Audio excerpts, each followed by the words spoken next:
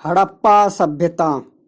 हड़प्पा सभ्यता अपनी पूर्ववर्ती कृषि आधारित समाज से काफी भिन्न थी। विस्तृत शहरों का विकास इसकी एक महत्वपूर्ण विशेषता थी।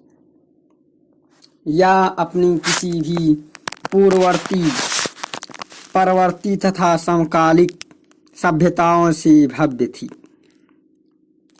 1922 ईस्वी के पूर्व यही माना जाता रहा कि आर्य सभ्यता ही भारत की प्राचीनतम सभ्यता थी, मगर 1921 में हड़प्पा की खुदाई बाबू दयाराम साहनी ने 1922-23 में डॉक्टर आर डी बनर्जी की देखरेख में मोहनजोदड़ो पाकिस्तान में खनन कार्य प्रारंभ हुआ। एक आर्य पूरी सभ्यता प्रकाश में आई। चूंकि इस सभ्यता के आरंभिक अवशेष सिंधु नदी की घाटी से प्राप्त हुए, अतः इसे सिंधु घाटी की सभ्यता का नाम दिया गया।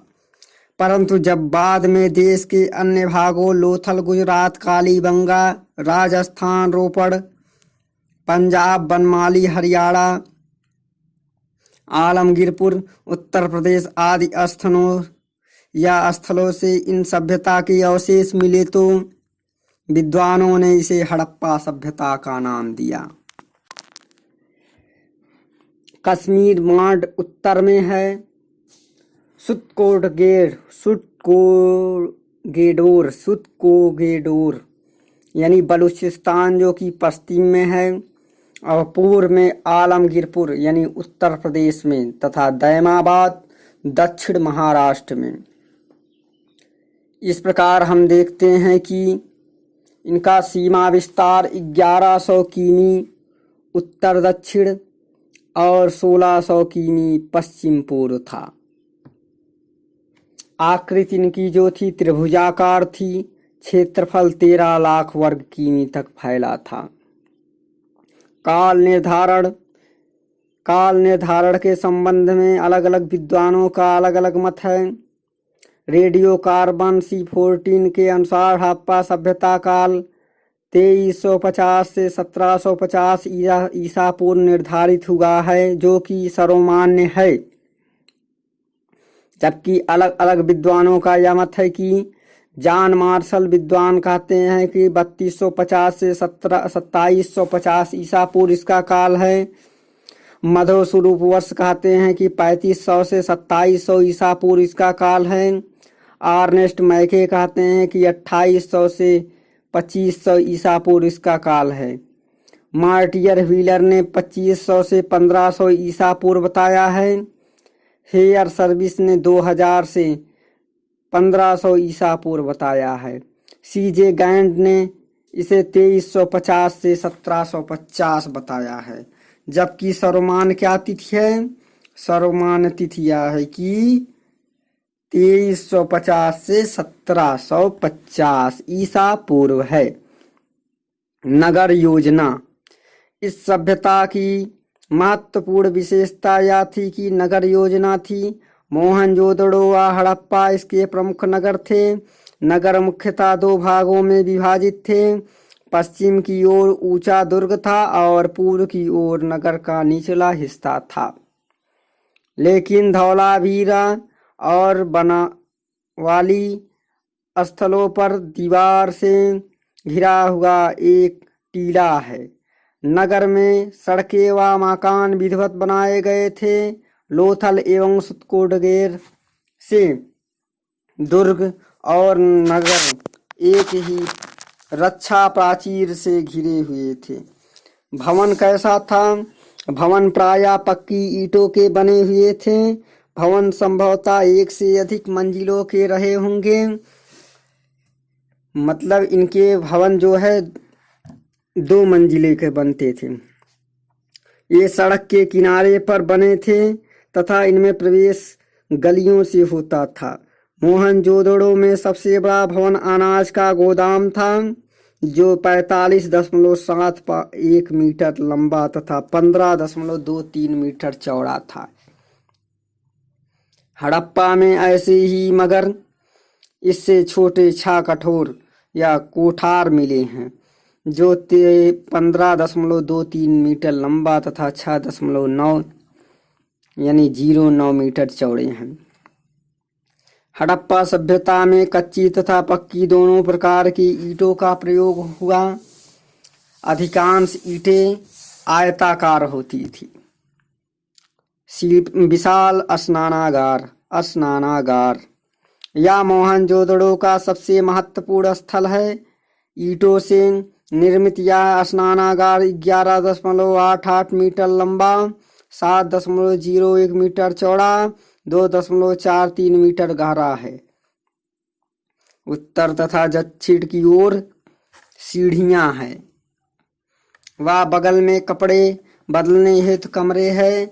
यह विशाल स्नानागार धर्मानुष्ठान संबंधी स्नान के लिए था।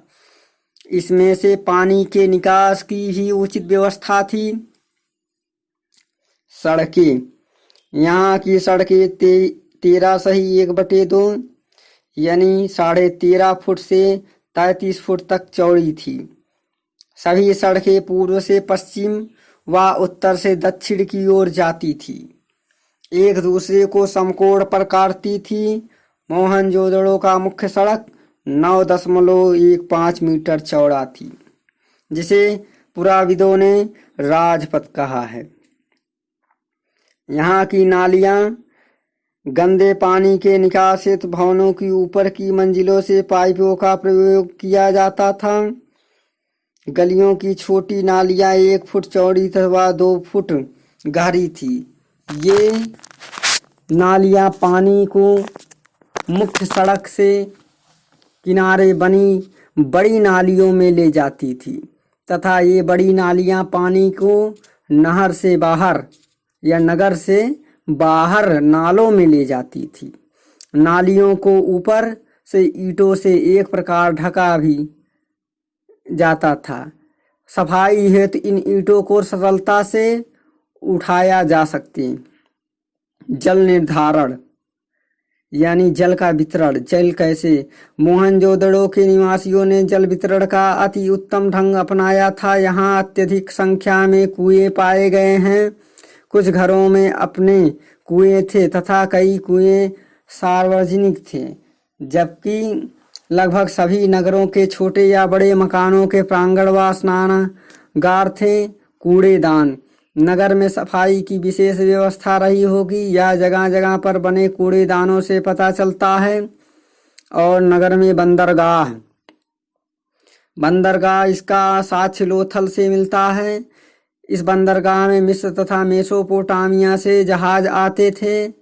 बंदरगाह के उत्तर में 12 मीटर चौड़ा एक प्रवेश द्वार निर्मित था, जिससे होकर जहाज आते जाते थे। इसका औसत आकार 214 × 36 मीटर एवं गहराई 3.3 मीटर है। धार्मिक जीवन।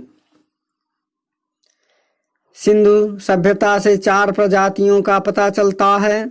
भूमध्य सागरीय, प्रोटो ऑस्ट्रेलियाइड, मंगोलाइट, अल्पाइन।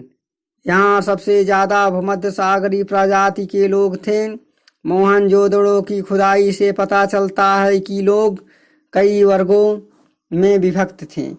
प्रथम वर्ग में शासकीय श्रेणी के लोग, दूसरे में योद्धा, तीसरे में व्यापारी व चौथे वर्ग में अन्य सामान्य किसान, मजदूर आदि आते थे। यहाँ के लोग मांसाहारी व शाकाहारी दोनों थे।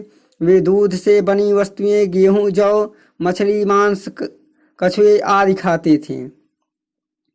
वे अवश्य ही सूती और ऊनी वस्त्रों का प्रयोग करते थे। स्त्रियां प्रायः घघरे और अंगरखे का प्रयोग करती थी। मोहनजोदड़ो से मिले एक दाढ़ी वाले पुरुष के चित्र से स्पष्ट है कि पुरुष दाएं कंधे से नीचे से होकर बाएं कंधे के ऊपर तक पहुंचने वाले दुपट्टे या शाल का प्रयोग करते थे। कंघी का प्रयोग भी निसंदेह होता था। पुरुष प्रायः गलमुच्छे और दाढ़ियां रखते थे। आभूषण का प्रयोग नारी पुरुष दोनों करते थे। सिंधु घाटी सभ्यता के लोगों को घर के अंदर के मनोरंजन पसंद थे। उन्हें नाच गाना आदि पसंद था। मोहनजोदड़ो से नर्तकी की मूर्ति और अन्य कई स्थानों पर बांसुरी, ढोलक आदि के अवशेष से यह ज्ञात होता है कि वे पासा भी खेलते थे। बच्चे खिलौने में रुचि लेते थे जो टेराकोटा के बने होते थे। कुछ मोहरों से उनके शिकार खेलने के प्रमाण भी मिलते हैं। यह भी मोहरे की लिपि से ज्ञात होता है कि निसंदेह वे लोग शिक्षित भी थे। मातृदेवी की पूजा तथा मोहरों पर अंकित चित्र से यह दृष्टिगोचर होता है कि हड़प्पा समाज संभवतः मातृसत्तात्मक था। अंत्येष्टि प्रकार: पूर्ण समाधिकरण शवों को भूमि में दफना दिया जाता था। आंशिक समाधिकरण पशु पक्षियों के खाने के बाद शवों को दफना दिया जाता था। दाह संस्कार भी था। आर्थिक जीवन: कृषि एवं पशुपालन। सैंधव निवासियों का जीवन मुख्यतः उद्यम कृषिकर्म था। यहाँ के प्रमुख खाद्यान्न गेहूं तथा जौ थे। इसके अतिरिक्त लोथल एवं रंगपुर से धान तथा लोथल रंगपुर से रोजदी यानी 6 किस्म के बाजरे का प्रमाण मिलता है। हड़प्पा में मटर एवं तिल की खेती का प्रमाण मिलता है। संभवतः सर्वप्रथम यहीं के निवासी ने कपास उगाना प्रारंभ किया, इसलिए यूनानी लोगों ने इस प्रदेश को सिंडोन कहा। मोहनजोदड़ो एवं बनावली से मिट्टी के बने हल मिले हैं। कालीबंगा में प्राक सैंधव अवस्था को एक हल से जुते हुए खेत का साक्ष्य मिलता है। पालतू पशुओं में कुबड़दार वृषभ महत्वपूर्ण था, अतः पालतू पशुओं में बैल, भैंस, कुत्ते, सूअर, भेड़, बकरी, हिरण, खरगोश आदि थे। तो सिंधु घाटी सभ्यता के संदर्भ में क्या कथन बन सकते हैं? यह प्रमुख लौकिक सभ्यता थी तथा इसमें धार्मिक तत्व यद्यपि उपस्थित था, वर्चस्वाली नहीं था। उस काल के में भारत में कपास वस्त्र बनाए जाते थे। हड़प्पा कालीन महत्वपूर्ण फसलें: गेहूं की 2 प्रजातियां थीं, ट्रिटिकम कम्पेक्टम, ट्रिटिकम स्फेरोकम, और जौ की 2 प्रजातियां थीं, होरिडियम वल्गर, हेक्सासिस्टम। इसके अतिरिक्त राई, मटर, तिल, खजूर, सरसों, कपास, चना आदि की खेती की जाती थी। शिल्प तथा उद्योग: कपड़े उद्योग के लिए कताई बुनाई उपकरण, तकली, सुई आदि का प्रचलन था। मोहनजोदड़ो से सूती कपड़े एवं कालीबंगा से मिट्टी के एक बर्तन पर सूती कपड़े के छाप का प्रमाण मिलता है। चाक पर मिट्टी के बर्तन बनाना, खिलौना बनाना, मुद्राओं का निर्माण करना, आभूषण एवं गुड़िया का निर्माण आदि कुछ अन्य प्रमुख उद्योग धंधे थे। धातुओं में सोना, चांदी, तांबा, कांसा और सीसा का उन्हें ज्ञान था। इस समय तांबे के टिन मिलाकर कांसा तैयार किया जाता था। धातुओं में गलाने, उन्हें पीटने तथा उन पर पानी चढ़ाने की विधि से लोग अच्छी तरह परिचित थे। शंख, सीप, घोंघा, हाथी दांत से भी उपकरणों का निर्माण करना वे जानते थे। चंदुहड़ों तथा लोथल में मनका बनाने का कार्य होता था। चन्हूदड़ों में सीलखड़ी, मोहरे तथा चाट के बटखरे तैयार किए जाते थे। बालाकोट तथा लोथल का सीप उद्योग विकसित था। कालीबंगा में चूड़ी उद्योग विकसित था। व्यापार तथा वाणिज्य: वे आंतरिक एवं बाह्य दोनों ही प्रकार व्यापार में परिचित थे, किंतु व्यापारी मुख्यतः जलीय मार्गों से ही व्यापार करते थे। व्यापार वस्तु विनिमय द्वारा किया जाता था, क्योंकि उस समय सिक्कों का प्रचलन नहीं था। सैंधव व्यापारी अपनी मोहरें रखते थे, जिन्हें वे व्यापारिक वस्तुओं के ऊपर लगा देते थे। भार ढोने के लिए बैलगाड़ियों, हाथियों, खच्चरों तथा बकरों को काम में लाया जाता था। जलीय मार्गों में नाव का प्रयोग होता था। मोहनजोदड़ो से प्राप्त मोहरों पर एक नाव का चित्र एवं लोथल से मस्तूल लगा एक नाव का खिलौना मिट्टी मिला है।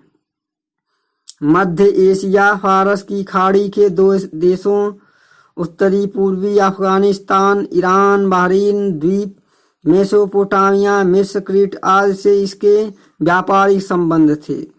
व्यापार के प्रसंग में 3 स्थलों मेलुहा, दिलमून तथा माकान का उल्लेख मिलता है,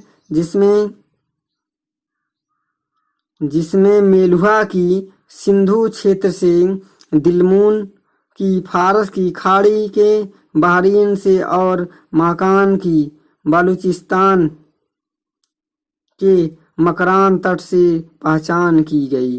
मेसोपोटामिया में प्रवेश के लिए प्रमुख बंदरगाह उर्था, लोथल से फारस की मोहरें प्राप्त हुई हैं। सिंधुवासी के बाट घनाकार थे और तौल की इकाई क्रमशः 16 के अनुपात में थी। मोहनजोदड़ो से सीप का तथा लोथल से हाथी दांत से निर्मित एक पैमाना मिलता है। संभवतः वे लोग दशमलव पद्धति से परिचित थे। बाह्य व्यापार से संबंधित देश Mesopotamia, Afghanistan, Iran, Bahrain, Oman, Syria. इसी प्रकार हम देखेंगे विभिन्न क्षेत्रों में आयातित कच्चे माल, टिन का आयात जो होता था वो अफगानिस्तान, ईरान से। तावा कच्चा माल का आयात खेतड़ी, राजस्थान, बलूचिस्तान से। चांदी ईरान, अफगानिस्तान से। सोना अफगानिस्तान, फारस, दक्षिण भारत से।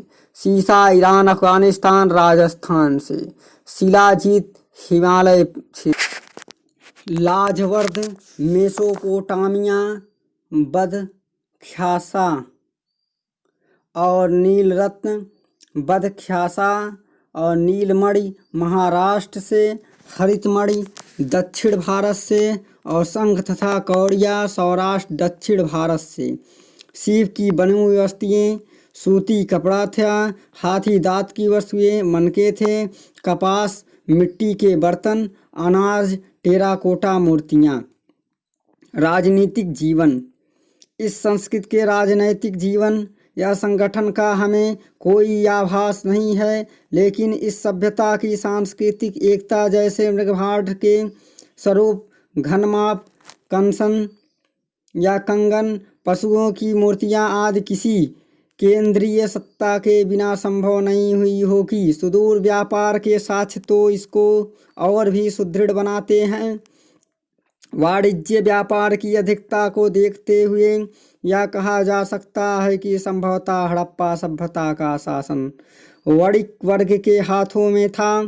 स्टुअर्ट पिंगट के अनुसार हड़प्पा के साम्राज्य पर 2 राजधानियां द्वारा शासन किया जाता था। हंटर महोदय के अनुसार राजतांत्रिक पद्धति की सरकार थी। मैके महोदय के अनुसार प्रतिनिधित्वात्मक सरकार थी, जबकि बीबी स्टूप के अनुसार यहाँ गुलामों पर आधारित प्रशासन था। इस प्रकार हम देखते हैं कि धार्मिक जीवन सिंधु घाटी से प्राप्त ताम्र लेखों, पत्थर की छोटी मूर्तियाँ, मोहरों और मिट्टी की मूर्तियों के अध्ययन से यहाँ के लोगों के धर्म का कुछ अनुमान लगाया जा सकता है। मूर्ति में स्त्री के गर्भ से निकलता हुआ एक पौधा दिखाया गया है। यह संभवतः पृथ्वी देवी की प्रतिमा है, जिसे यहाँ के लोग उर्वरा की देवी समझते थे। मूर्ति पूजा का आरंभ संभवतः सिंधु सभ्यता से ही प्रारंभ हुआ। मोहनजोदड़ो से एक मोहर में पद्मासन लगाए बैठे पशुपति महादेव के सिर पर 3 सींग हैं व उनके चारों ओर एक हाथी, एक बाघ, एक गैड़ा का आसन, एक भैंसा है और पांवों पर 2 हिरण है। इस प्रकार ये प्रमुख रूप से मोहनजोदड़ो में देवता माने गए हैं। इसमें हम देखेंगे फाक्ता नामक पक्षी जो है उस समय यानी कि सिंधु घाटी के समय, सिंधु या मोहनजोदड़ो या सिंधु काल में ये प्रमुख पक्षी मानी जाती थी। सिंधु काल की प्रमुख पक्षी के रूप में यानी पवित्र पक्षी फाक्ता नामक पक्षी को प्रवृत्त पक्षी माना गया है।